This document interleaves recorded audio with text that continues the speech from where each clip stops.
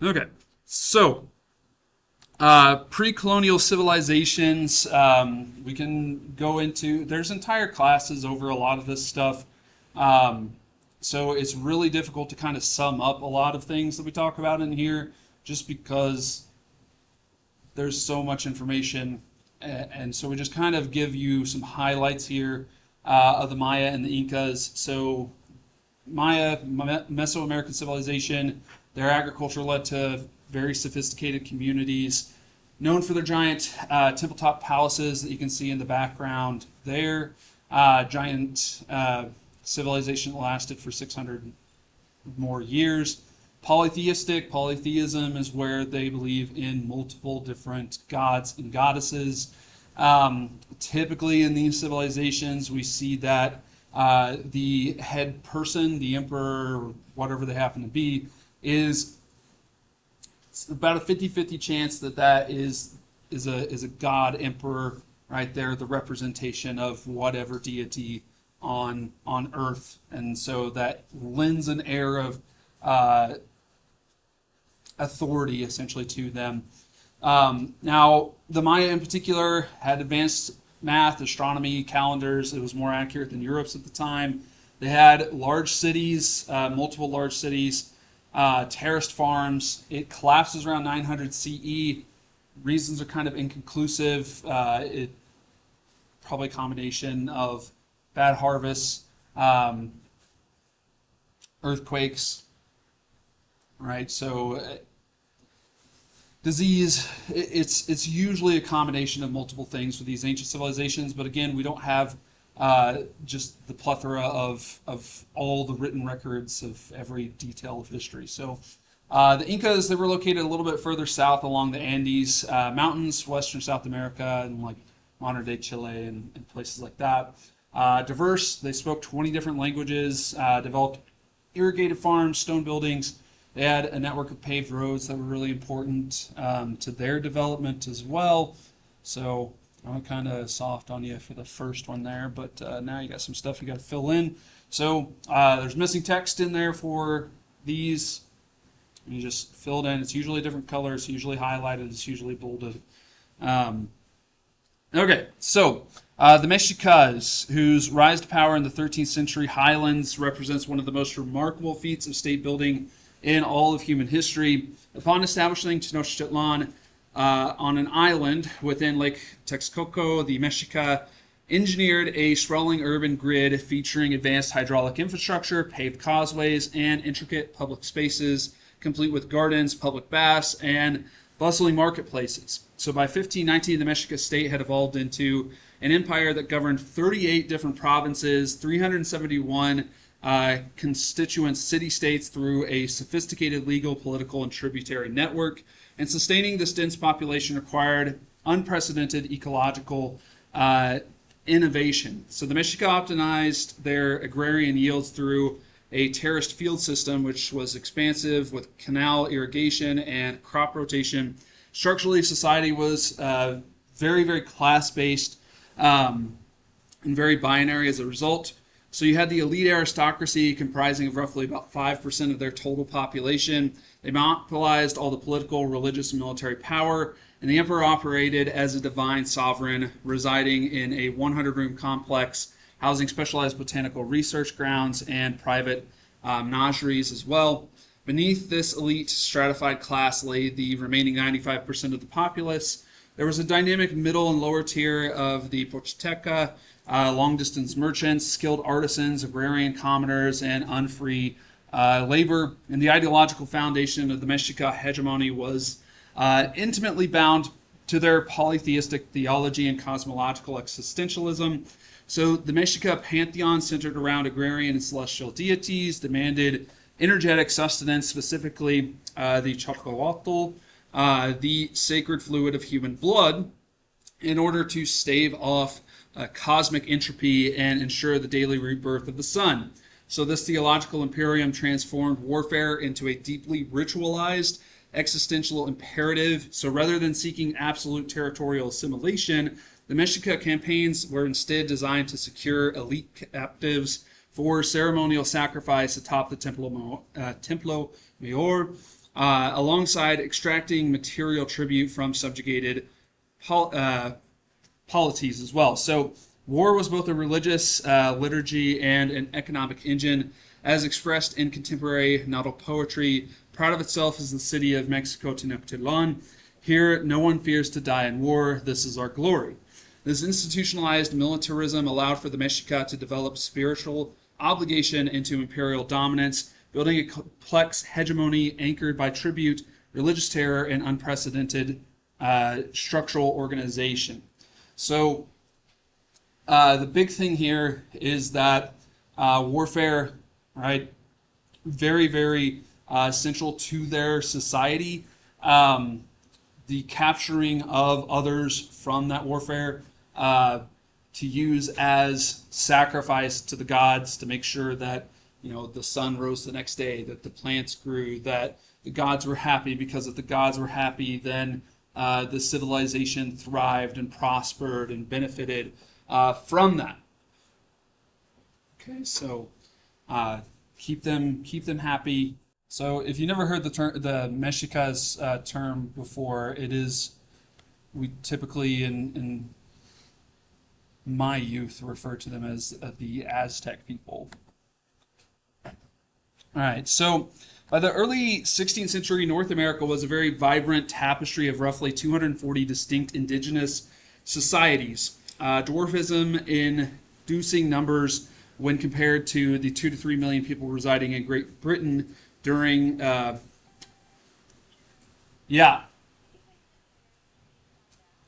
Drake, you're being signed out.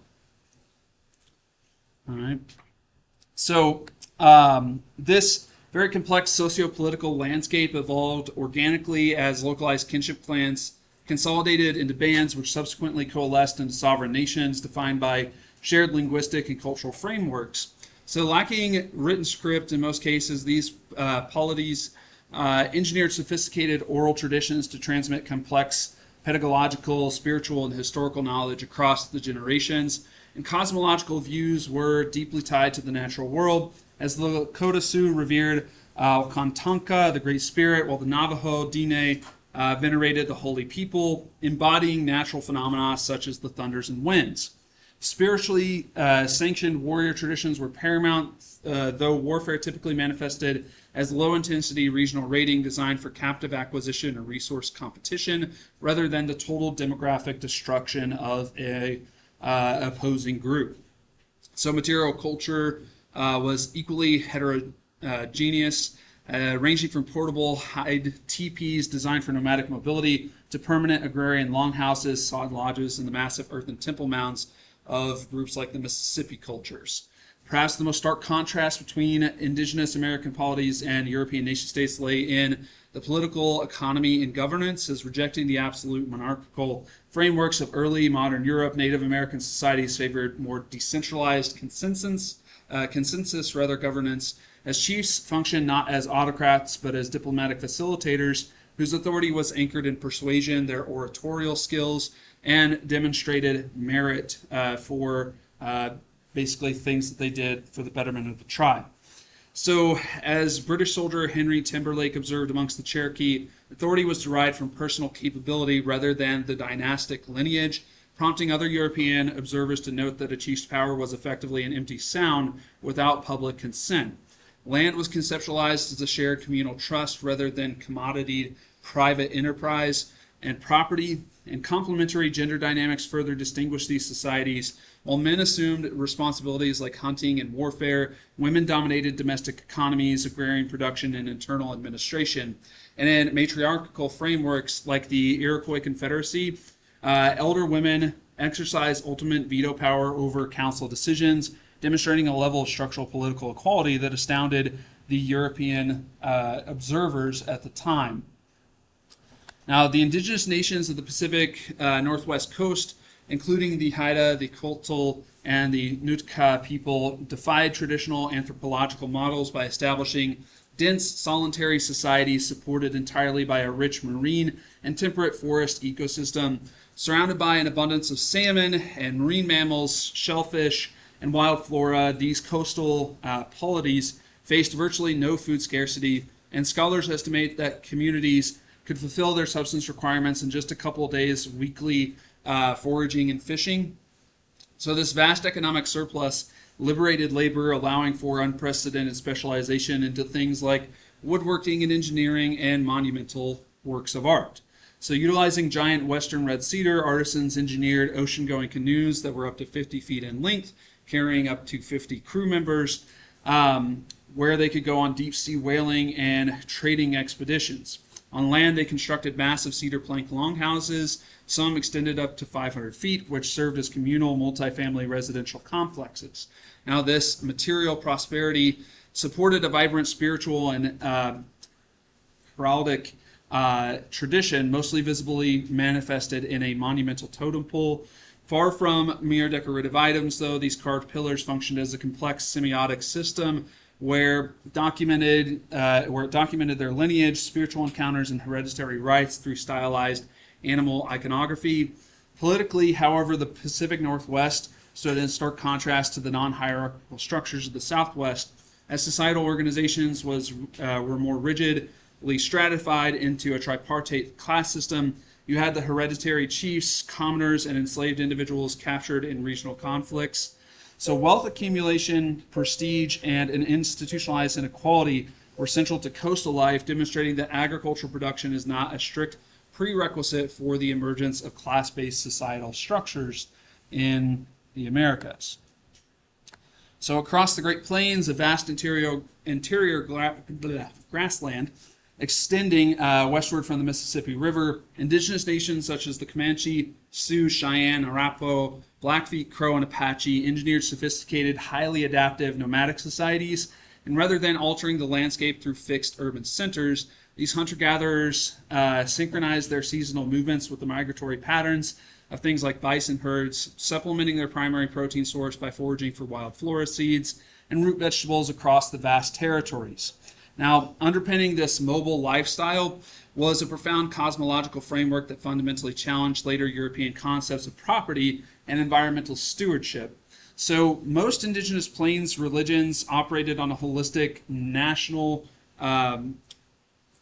relational worldview, viewing humanity as intricately bound to the natural order. Rocks, rivers, flora, and fauna were not passive resources, but sacred entities possessing spirit and agency to them. And in this worldview, reflected in the Navajo chant, "All my surroundings are blessed as I found them," established an ethical mandate of reciprocity rather than exploitation, reminiscent of ecological interdependence, concepts that are found in modern environmental philosophy. So when European colonizers arrived, they brought in this incompatible concept that was found in was found at the time to be incompatible with the ontological framework. Grounded in Judeo-Christian traditions, European ideology viewed humanity as separate from and superior to the natural world order.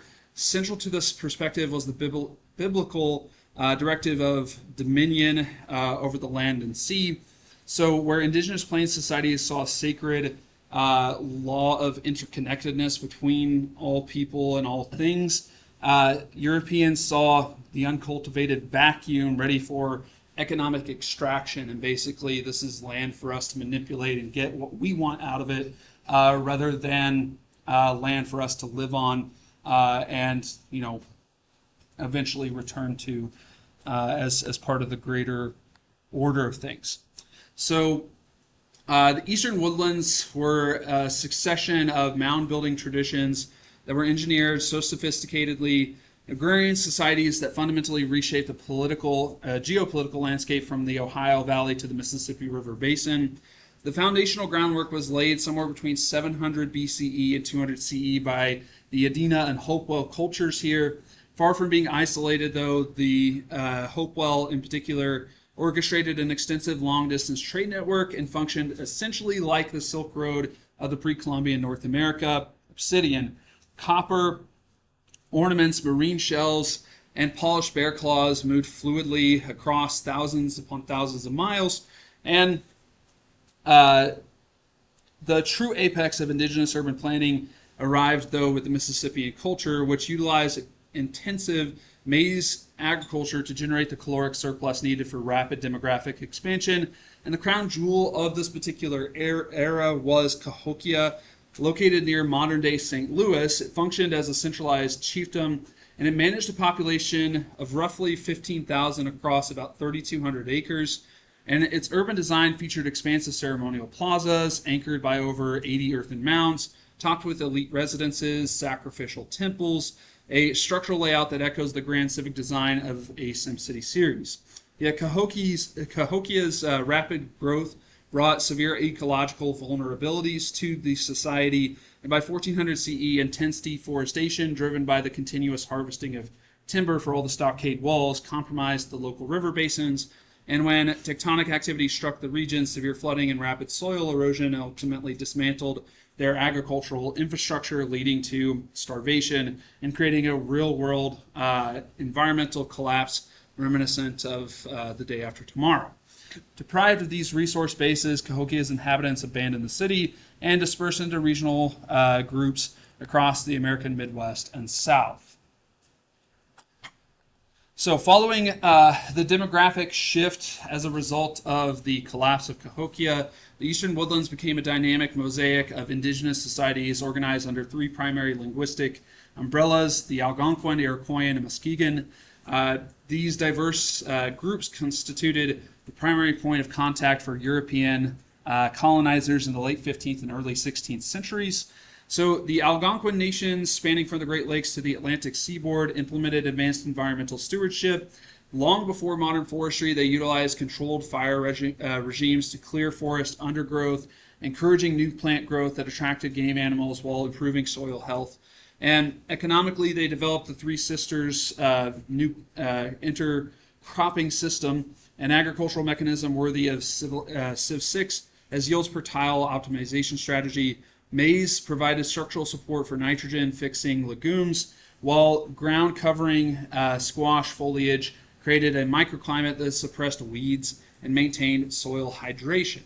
So to the west, we have the Iroquoian peoples, comprised of the Haudenosaunee or Iroquois Confederacy, alongside the Cherokee and the Tuscarora peoples, and it constructed permanent longhouses like the Mound Builders civilization, and lineage, property rights, and political authority descended through the mother's line in the family. Senior clan mothers held political leverage, including the unique authority to appoint or depose the male chief.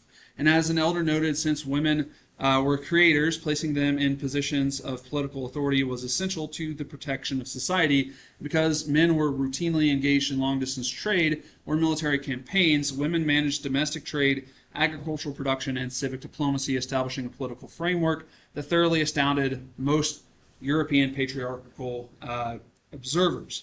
So finally, the Muskegon people along the Gulf Coast, such as the Creek, the Choctaw, Chickasaw, Seminole, and Natchez people, developed distinct regional adaptations, responding to the subtropical climates and conditions there. They built wall-less timber homes designed to maximize airflow, situated around the Civic Central Plaza, and though sharing matrilineal kinship systems with the Iroquois, of course, Muskegon groups featured more rigid class stratification and institutionalized social hierarchies. Ultimately, the Eastern Woodlands people demonstrated extraordinary institutional flexibility and environmental adaptation, and they established very deep-seated traditions of political autonomy and ecological management that profoundly shaped the geopolitical realities of the pre-Columbian North America.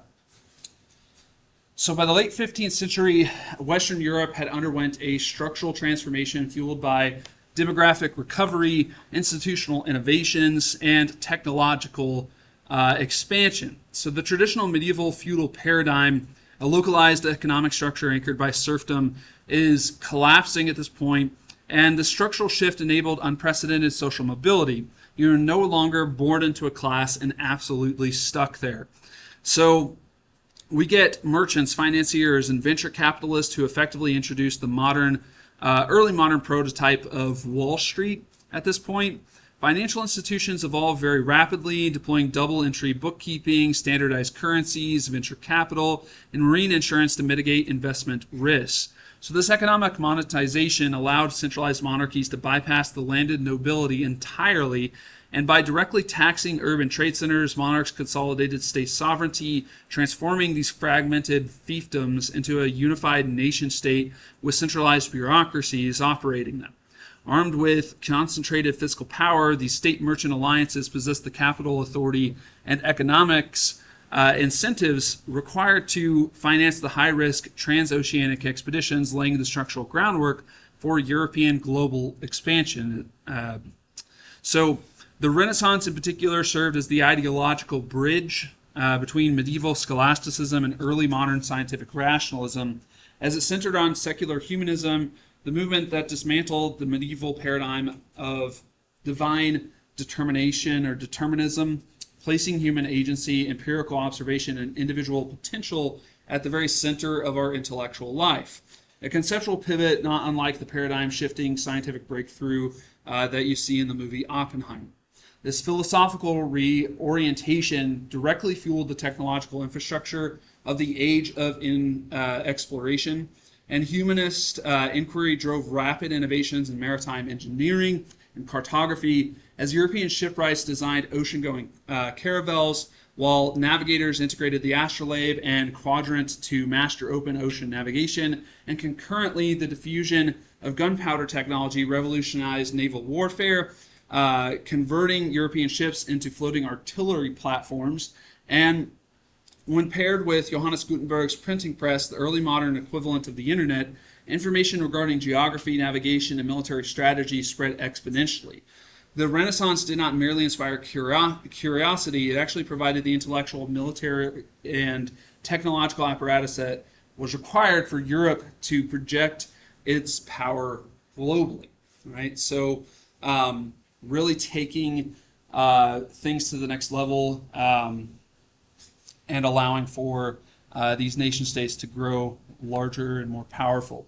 So by the dawn of the 16th century, Western European nations were aggressively competing for dominance in Eurasian and African commerce, as Portugal established an early trade monopoly, leveraging maritime innovations like the three-masted caravel, the early modern equivalent of a hyper-efficient stealth frigate, to navigate the African continent into the Indian Ocean basin. So by establishing trade posts in India, China, and Japan, Portuguese merchants extracted high-value commodities like silk, cane sugar, and botanical pharmaceuticals, creating an early globalized economy that mirrors today's more complex supply networks. This trade expansion coincided with the consolidation of four major Western European nation states: England, France, Portugal, and Spain. Spain's rise as an imperial titan was catalyzed by the 1469 dynastic union of Ferdinand II of Aragon and Isabella I of Castile. Driven by militant Catholic orthodoxy, the joint monarchs completed the centuries-long Reconquista on January 1st, 1492, by capturing Granada, the last Muslim stronghold on the Iberian Peninsula, and seeking ideological homogeneity. Ferdinand and Isabella issued decrees forcing Spain's Jewish and Muslim populations to either undergo baptism and conversion to Catholicism or face being expulsified or moved from the country. And this was a purge that solidified state power while weaponizing religious zeal. So while internal ideological and territorial consolidation was achieved, Spain turned its imperial gaze outward at that point. So the imperative to find oceanic routes was further accelerated by the collapse of the traditional Silk Road networks. Following the fall of Constantinople in 1453 and subsequent Ming-China trade restrictions, overland passage to Asia was effectively severed, creating a severe trade bottleneck as European powers were forced to pivot from terrestrial trade routes to oceanic navigation, a more high-risk, high-reward strategy akin to more modern space race. Driven by a potent convergence of mercantilist greed, technological expansion, and religious messianism, Western European states embarked on transoceanic ventures that permanently intertwined our histories of the continents with Europe, Asia, and the Americas. Christopher Columbus's voyage was driven by a volatile mix of religious messianism, mercantile ambition, and flawed cartographic assumption. After being repeatedly turned down by the royal courts of England, France, and Portugal, whose scholars correctly calculated that the circumference of the earth meant Asia was impossibly far west, Columbus secured backing from Ferdinand and Isabella of Spain. Fresh off of that Reconquista, the Spanish monarchs signed a contract granting Columbus 10% of all extracted wealth, setting up an economic incentive structure that incentivized immediate material exploitation. Leaving Spain in August of 1492 aboard the Santa Maria, Pinta, and the Nina, Columbus navigated through the Canary Islands before plunging into the Atlantic, and by October facing imminent mutiny from a crew terrified of sailing off of the edge of their known world. Environmental indicators such as shifting water salinity and avian sightings foreshadowed landfall at San Salvador in the Bahamas on October 12th. Columbus mistakenly categorized the region as the East Indies, naming the local Taino population the Indios, a foundational misnomer that endured for centuries to come. Driven by an intense compulsion to retrieve gold, Columbus interpreted the gentle nature of the Taino people not with diplomatic respect, but through an imperialist framework of vulnerability, noting in his journals that they would make ideal subjects and labor assets in the future. In Hispaniola, he established a despotic extraction system requiring all indigenous individuals over 14 years of age to yield a quarterly gold tribute or face dismemberment. Yes, that's right. If you couldn't meet your gold quota, he cut your hands off, right? Any guesses as to whether that worked out well for him? It didn't, right? You know how much harder it is to meet your gold quota if you have one hand or no hands? A lot harder, right? He clearly wasn't thinking ahead at that point. But anyway, Columbus claimed that he had reached Asia in 1493 upon returning to Spain, and leveraged that newly deployed Gutenberg press to broadcast his findings, an early modern equivalent of a viral media campaign. And this catalyzes the European exploration movement. Basically, everyone wants a piece of the pie whenever they hear about him bringing back all of these riches and that kind of thing. And Columbus is going to go on more voyages after this. So the geopolitical fallout is formalized in 1494 with the Treaty of Tordesillas, where a papal-sanctioned division of the non-Christian worlds between Spain and Portugal. Everybody else was just kind of excluded at this point. When Columbus initiated his second expedition with 17 ships and 1,400 colonizers, he established a vector for ecological and epidemiological transformation known as the Columbian Exchange. Alongside things like domestic livestock, European vessels inadvertently introduced pathogen populations like smallpox, measles, and typhus to immunologically naive indigenous societies, which triggered a massive demographic collapse rivaling a sci-fi extinction scenario. On Hispaniola, colonial brutality and the forced enslavement of the Arawak population catalyzed regional insurrections, and Columbus's administrative tyranny and unauthorized trafficking of enslaved populations directly violated Queen Isabella's mandate, prompting the Spanish crown to dispatch a royal investigator. Then in 1500, Columbus was arrested and transported back to Europe in chains, a dramatic fall from grace that resembles a high-stakes political thriller, as despite his public disgrace, Columbus remained ideologically locked in on his original cognitive bias, insisting until he died in 1506 that he had reached exactly where he said he had reached, despite being proven wrong on multiple occasions. It fell to Italian navigator Amerigo Vespucci, sailing under the Portuguese flag in 1499, to conduct a rigorous survey of South America, and Vespucci correctly deduced that the landmass was a geographically distinct continent, and consequently in 1507 the cartographer Martin Vettelsmüller printed a revised map designating the continent America, permanently tying the Western Hemisphere's nomenclature to Vespucci rather than the initial Spanish-backed explorer. Can you imagine if we lived in North Columbus and South Columbus? It just doesn't sound the same, right? So, anywho. So, in 1497, King Henry VII of England sponsored John Cabot, an Italian navigator seeking a northern sea route to Asia, who made landfall along the coast of modern-day Atlantic City. Henry VII casually designated the territory the Newfoundland, establishing a doctrine of discovery that served as the foundational legal precedent for all subsequent British imperial claims in North America, as Cabot's voyage effectively functioned as an early modern intellectual property claim, allowing England to take a retroactive geopolitical title over millions of square miles of territory it had barely even surveyed. Yet this English assertion completely ignored a historical reality that reads like a real-world prequel to the Game of Thrones. Northern European Norsemen had established transatlantic trade and established networks centuries earlier, and beginning in the late 10th century, Norse agropastoralists had navigated the volatile North Atlantic, establishing permanent self-sustaining colonies along the fjords of Greenland, and rather than mere seasonal raiding parties, these North enclaves maintained active bishoprics, architectural infrastructure, and European trade connections for over 4 centuries. They eventually collapsed, not by military defeat, but by catastrophic climate change, specifically the onset of what we call the Little Ice Age, which altered marine ecosystems, restricted agricultural yields, and isolated the colonies, forcing an ultimate retreat back to Scandinavia.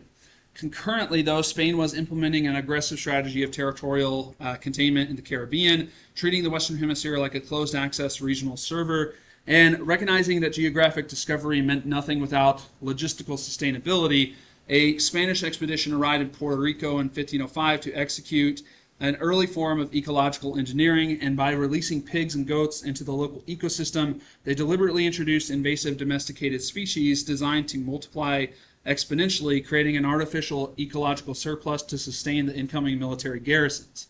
This biological intervention served as the strategic precursor to permanent Spanish colonization in the region. By transforming Puerto Rico into a self-replenishing supply hub, they secured its first major stronghold in what would eventually become a U.S. territory, proving that early modern empire building was contingent on ecological manipulation and forward-deployed logistics.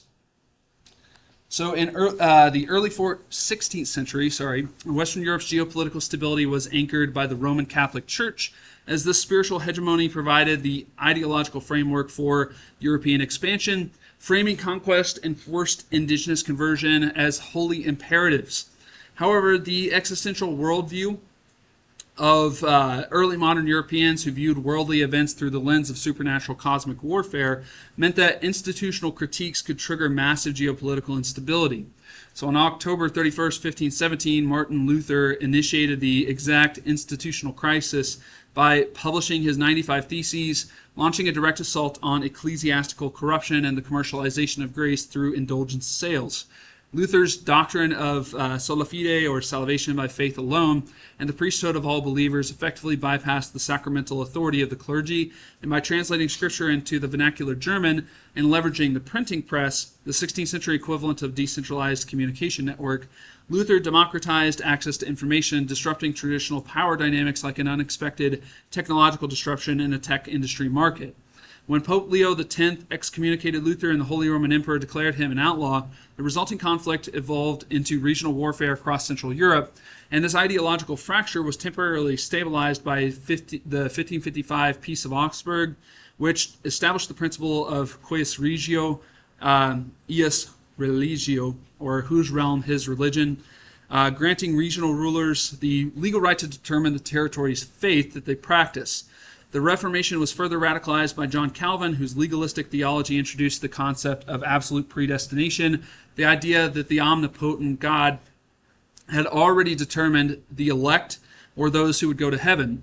Calvin transformed Geneva into a totalitarian, moralistic state, enforcing strict behavioral codes that felt like a real-world prototype for the dystopian society that you might find in shows like The Handmaid's Tale.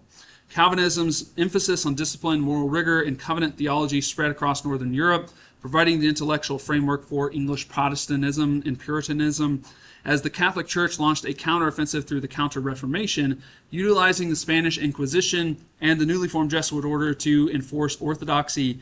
This century of catastrophic religious warfare transformed European statecraft, driving deeply divided factions across the Atlantic to establish competing, ideologically rigid colonies in North America. So unlike the grassroots theological Reformation on the European continent, the English Reformation was uniquely top-down, driven by the absolute political imperatives of King Henry VIII. Initially recognized by the Vatican as a staunch defender of the Catholic orthodoxy, Henry's strategic posture pivoted when his 24-year-long union with Catherine of Aragon had failed to produce a male heir, and no one had told him it was his fault yet.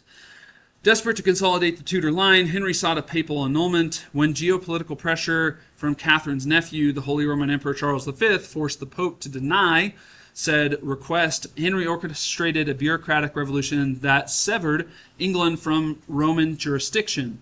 So through the Act of Supremacy of 1534, Parliament legally transferred ecclesiastical sovereignty to the monarch, establishing what we know as the Church of England. Henry executed a massive wealth transfer by dissolving Catholic monasteries, seizing land assets, and mandating vernacular English Bibles. Ironically, his second wife, Anne Boleyn, also failed to yield a male heir, producing instead a daughter by the name of Elizabeth. Henry then executed Anne, declared Elizabeth illegitimate, and pursued 4 subsequent marriages in his relentless quest for dynastic stability.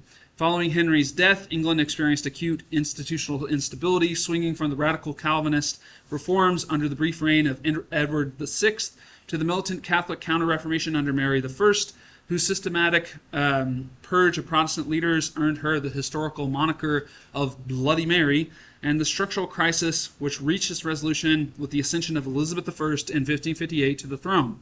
Inheriting a nation fractured by sectarian strife and threatened by foreign Catholic powers, the 25-year-old utilized exceptional political pragmatism, a strategy reminiscent of modern political thrillers like the House of Cards. Elizabeth established a middle ground religious settlement that blended Calvinist theology with traditional liturgical structures. In rejecting matrimonial alliances that would compromise state sovereignty, she cultivated the persona of the Virgin Queen, framing herself as an entirely dedicated woman to the state. Her 45-year reign, spanning England's golden age, stabilized the economy, repelled foreign invasions, projected naval dominance, and effectively positioned England to challenge the Iberian hegemony and spearhead the transatlantic expansion that was to come. All right. So as far as the notes go for today, that's everything I've got.